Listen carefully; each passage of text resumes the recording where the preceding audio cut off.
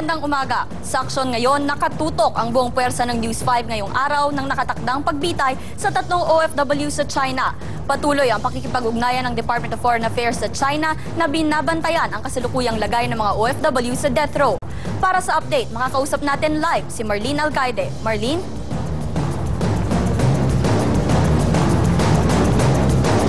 Isang misa nga ang ginawa dito sa opisina ng Department of Foreign Affairs para sa tatlo nating kababayang bibitayin sa China. Dito ay dinaluhan ito ni DFA Secretary Albert Del Rosario. Bagaman na pinal na ang desisyon ng China hanggang sa huling sandali, ay umaasa pa rin ang ating mga kababayan sa isang milagro na magbabago ang isip ng China at huwag nang ituloy ang bitay. Pero dahil hanggang sa mga oras na ito ay wala pa ring sagot ang China sa apela ng gobyerno, ipinagpapasa Diyos na lang daw nila ang lahat.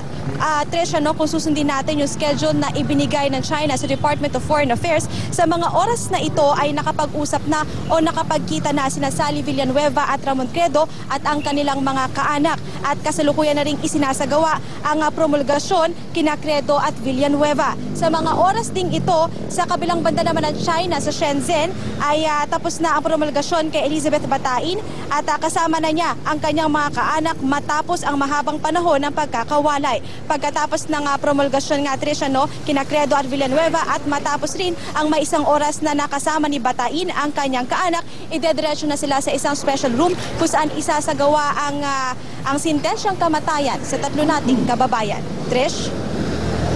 Maraming salamat, Marlene Alcaide. Hindi mapakali sa kaba ang pamilya ng isa sa mga nakatakdang bitayan ngayong araw na si Sally Ordinario. Isang prayer vigil ang isinagawa ng pamilya Ordinario sa kanilang tahanan sa Quezon City. Para sa update, naroon live si Romel Lopez. Romel?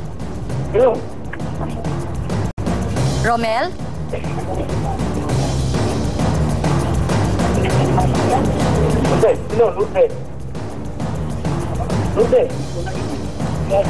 Romel?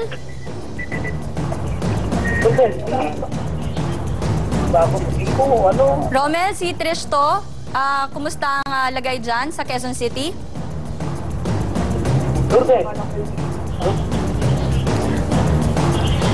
Balikan na lang natin mamaya si Romel Lopez. Samantala, nasa Bacoor, Cavite naman ngayon ang pamilya Credo na naghihintay din sa kahinatnan ng kanilang kaanak na si Ramon.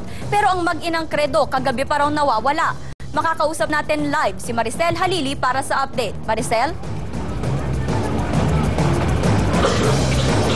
Trish, sa kabilangan ng mataas na sikat ng araw ay hindi pa rin nagpatinag ang mga kaibigan at pamilya ni Ramon Credo para ipanalangin dito sa harapan mismo ng bahay ni Ramon sa Bacoor, Cavite ang kanyang kaligtasan pati na ang buhay ng 2 Pinoy mula sa parusang bitay sa China. Kakatapos-tapos nga lang ng misa na isinagawa dito sa harap ng bahay ni Ramon at hiling nila na sana ay magkaroon pa ng milagro kahit ilang sandali na lamang ang kanilang hinihintay bago malaman ang desisyon ng pamahalaan ng China. At sa kasalukuyan ay nagtirik sila ng mga kandila bilang bahagi nga ng aktibidad ng kanilang pamilya at mga kamag-anak. At nakikita natin ang mga larawan ng 3 Pinoy na nasa China ngayon. At kanina nga habang isinasagawa ang misa ay nakausap natin ang tiyahin ni Ramon na si Esperanza at ang sabi nga niya ay naalala niya kung gaano kabait itong si Ramon. Siya daw ay isang malambing at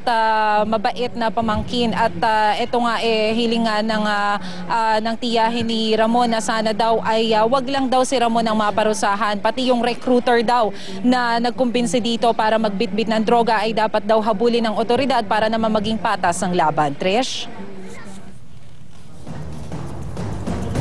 Maraming salamat, Maricel Halili. Abangan yan at ang iba pang mga balita mamaya sa Balitaang Tapat alas 11:30 ng umaga. Manatili pong nakatutok sa TV5 para sa mga updates tungkol sa nakatakdang pagbitay sa 3 OFW sa China. Para sa iba pang maaksyong balita, mag-log on din sa www.interaction.com. Ako po si Trish Roque.